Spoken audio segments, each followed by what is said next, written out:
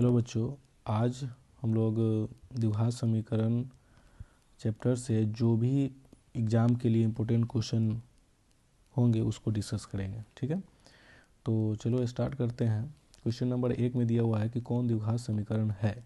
तो द्विघात समीकरण होने के लिए सबसे इम्पोर्टेंट बातें हैं कि उस समीकरण में एक्स स्क्वायर का एक न एक टर्म अवश्य होगा। ठीक है, अगर एक्स स्क्वायर नहीं है तो वो द्विघात समीकरण नहीं होगा। ठीक है, तो बारी बारी से हम लोग चेक करेंगे। तो पहला ऑप्शन देखते हैं, सबको हमें सिंप्लीफाई करना होगा और चेक करना होगा।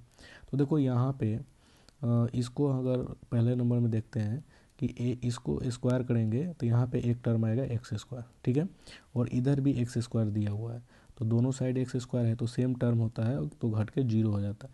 तो यहाँ पे पहले ऑप्शन में एक्स स्क्वायर टर्म नहीं है, तो ये मेरा द्विघात समीकरण नहीं होगा। ठीक है, बी ऑप्शन में देखते हैं कि बायां भाग में -2x² दिया हुआ है, और दायां भाग में देखते हैं कि -x को 2x में गुणा करेंगे तो ये भी -2x² होगा।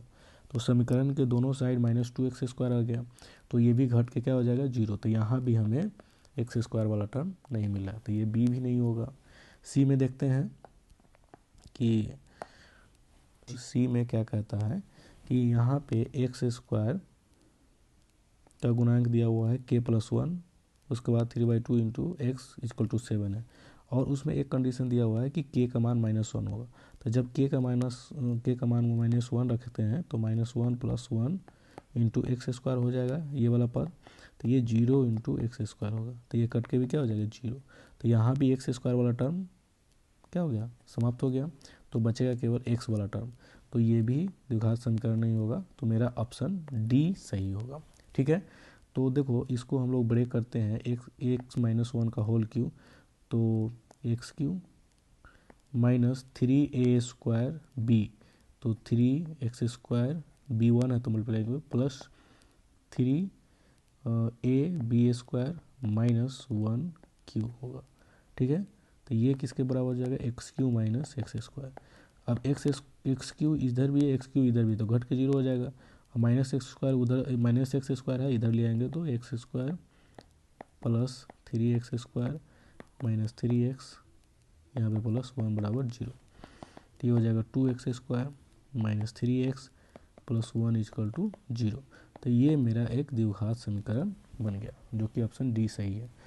a - b का होल क्यूब का फार्मूला होता है a³ -3a² b + 3ab² -b³। ठीक है, इसको ध्यान रखना। क्वेश्चन नंबर 2 देखते हैं कि कौन द्विघात समीकरण नहीं है। तो वही समीकरण द्विघात नहीं होगा जिसमें x² का पद नहीं होगा। तो हम लोग चेक करते हैं। तो पहला ऑप्शन देखते हैं कि a को अगर हम सिंप्लीफाई करते हैं तो ये हो जाएगा 2 इंटू x² -2x + 1 बराबर 4x² -2x + 1। ठीक है, तो देखो यहाँ पे हम सोल्व करेंगे तो यहाँ पे इस साइड 2x² है, इधर 4x² है, तो घट के 2x² बचेगा। तो ए ऑप्शन में भी क्या है, x² का पद बचेगा रहेगा, तो ये द्विघात समीकरण है।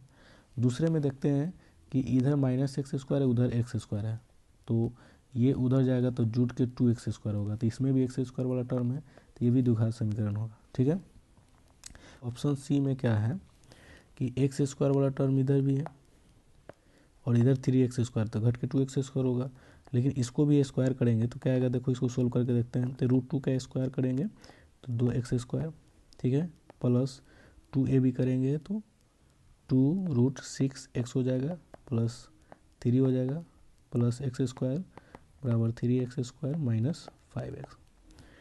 तो यहाँ पे 2x है और यहाँ पे x² है, तो मिल के क्या हो जाएगा 3x, और इधर भी 3x x² है और इधर 3x² हो रहा है, तो घट के क्या हो जाएगा 0। तो ये एक द्विघात समीकरण नहीं है, तो मेरा ऑप्शन सी होगा। ठीक है, और इसको भी हम लोग चेक कर सकते हैं, तो ये भी एक द्विघात समीकरण होगा। ठीक है, चलो क्वेश्चन नंबर 3 देखते हैं।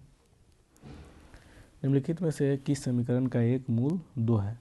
तो कोई भी अगर द्विघात समीकरण है ax² + bx + c = 0, अगर इसका एक मूल अल्फ़ा है तो इसका मतलब यह होगा A alpha square plus B alpha plus C बराबर 0। यह अल्फ़ा इस समीकरण को सेटिस्फाइड करेगा। तो हम दो सब में पुट करके देखेंगे, जो इक्वेशन को सेटिस्फाइड करेगा उस वही इसका समीकरण का मूल होगा। ठीक है, तो इसमें 2 पुट करोगे ए में तो क्या हो जाएगा 2 का स्क्वायर माइनस 4 इंटू 2 प्लस 5, ठीक है, बराबर 0। तो ये हो जाएगा 4 माइनस 8 प्लस 5 बराबर 0। तो ये हो जाएगा 1 बराबर 0, जो कि गलत स्टेटमेंट है।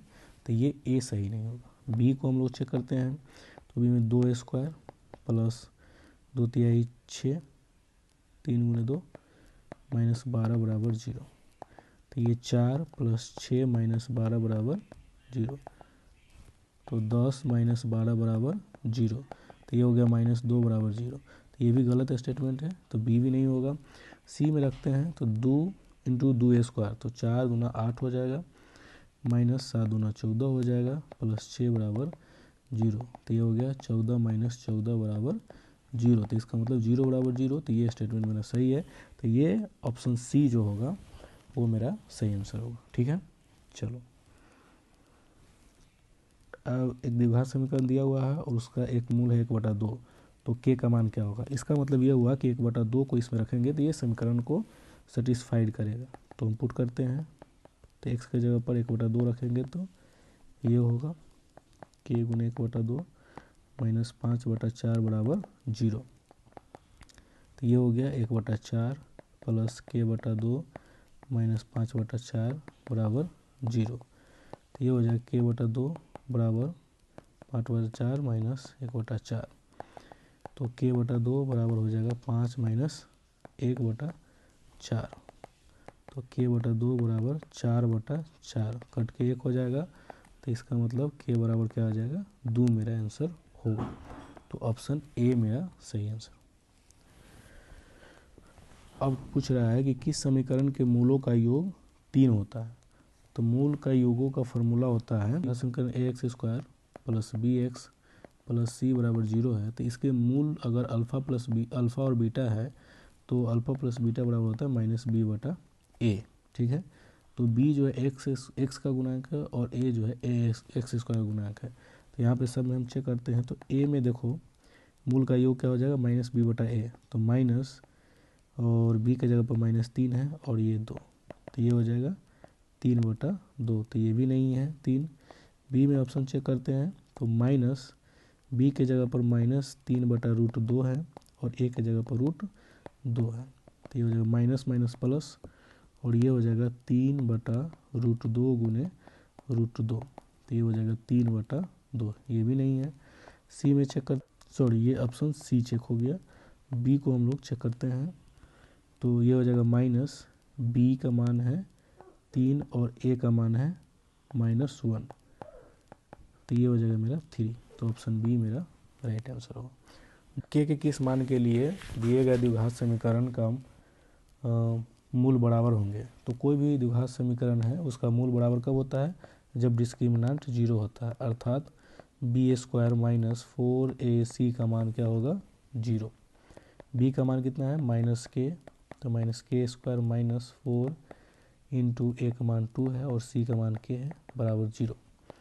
तो के स्क्वायर माइनस 8k बराबर 0।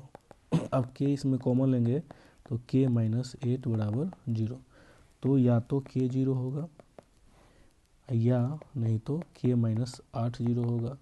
तो ये इसका मतलब k बराबर 8 होगा। तो k का मान 0 भी हो सकता है 8 भी हो सकता है। तो ऑप्शन डी मेरा सही होगा। ठीक है,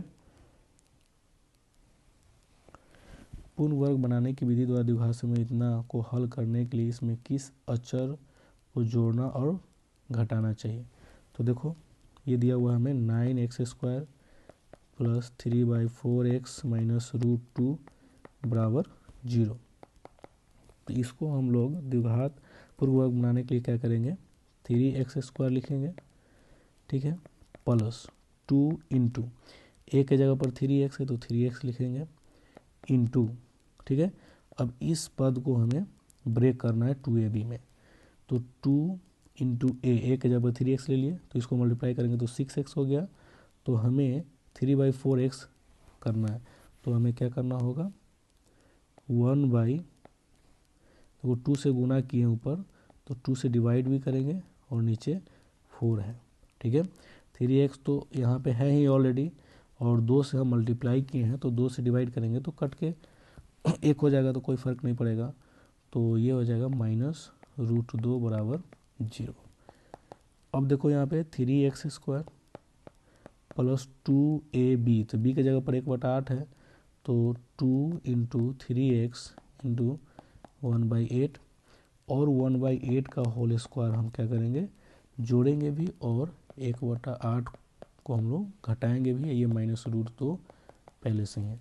तो हम ये क्या हो गया, 3x प्लस 1/8 का होल स्क्वायर माइनस 1/64 -√2 बराबर 0। तो इसको पूर्ण वर्ग बनाने के लिए हमें क्या करना पड़ा है, 1/64 को जोड़ना और घटाना पड़ा। तो ये मेरा बी ऑप्शन सही होगा। चलो 8वां क्वेश्चन कहता है कि दिए गए द्विघात समीकरण के मूल की प्रकृति क्या होंगे। तो मूल की प्रकृति के लिए हमें ध्यान देना है कि अगर डी का मान 0 हो गया मतलब डिस्क्रिमिनेंट अगर 0 हो गया, तो मूल वास्तविक और क्या होंगे, बराबर होंगे। अगर D greater than equal to 0 है, ठीक है, तब पर भी इसका मान वास्तविक होंगे और भिन्न होंगे। अगर d का मान लेस देन 0 होगा, तो इसका मान वास्तविक नहीं होगा, ठीक है, और भिन्न होगा। तो हम लोग यहाँ पे निकालते हैं d का मान, तो d बराबर b² माइनस 4ac, तो b का मान -√5 है, -4, a का मान 2, c का मान 1 है, तो ये 5 - 8 बराबर क्या होगा, -3, जो कि 0 से छोटा है, तो इसका मान कभी भी वास्तविक नहीं होगा। तो कोई भी वास्तविक मूल नहीं होगा, ये ऑप्शन सी मेरा सही होगा, ठीक है। क्वेश्चन नंबर 9 देखते हैं कि दो भिन्न वास्तविक मूल होने के लिए हमें डिस्क्रिमिनेंट 0 के बड़ा होना चाहिए, 0 से बड़ा होना चाहिए। तो हम निकालते हैं ऑप्शन ए में, d बराबर b² माइनस 4ac करेंगे तो क्या होगा, -3√2 का whole square -4 into a into 9/4, तो 9 चौका 36, सॉरी 3 तिहाई 9 दूना 18, ठीक है, ये 4 से 4 कट गया, तो -18 बराबर 0। तो पहले वाले ऑप्शन में ये मूल वास्तविक होंगे लेकिन इक्वल होंगे, तो ये भी मेरा ऑप्शन नहीं होगा। तो बी में देखते हैं डी का मान क्या होगा, तो 1 का स्क्वायर -4 इंटू 1 इंटू -5, तो 1 प्लस 20 बराबर 21, तो ये 0 के बड़ा है, तो ये वास्तविक मूल होंगे और भिन्न भी होंगे, तो मेरा ऑप्शन बी सही होगा, ठीक है। कि समीकरण में कोई वास्तविक मूल नहीं होगा, तो वही हो रहा है, वास्तविक मूल नहीं होगा, इसका मतलब डी का मान 0 से छोटा होना चाहिए। तो चेक करते हैं पहले ऑप्शन में डी का मान, तो -b का होल स्क्वायर, सॉरी -4 का होल स्क्वायर -4 गुने a गुने 3√2, ठीक है, तो यह हो जाएगा 16 -12√2, ठीक है। तो इसका मान हम लोग कैसे निकालेंगे, तो देखो √2 का मान 1.732 के आसपास होता है, तो हम इसमें 12 में गुना करेंगे, 12 में 1.7 से गुना करेंगे, तो 12 7 84, 8 12 8 20, मतलब लगभग 20.4 के, तो इसका मान 0 से छोटा हो जाएगा, तो ये मेरा ऑप्शन ए सही होगा। अगला क्वेश्चन देखो कि अब इस इक्वेशन के कितने वास्तविक मूल होंगे। तो देखना है कि चर का हाईएस्ट पावर जितना रहेगा उतने मूल बनेंगे, ठीक है। तो अब वास्तविक मूल के लिए हम इसको सॉल्व करेंगे, तो देखो x² प्लस 1 का होल स्क्वायर -x² बराबर 0 है, ठीक है। तो हम लोग इसको सोल्व करेंगे, तो क्या आएगा, x के power 4 plus 2x² +1 minus x square बराबर 0। तो x के पावर 4 ये घट के हो जाएगा +x स्क्वायर +1 बराबर संख्या निगेटिव ले या पॉजिटिव ले तो ये इसका पावर 4 होगा तो ये हमेशा 0 से बड़ा होगा।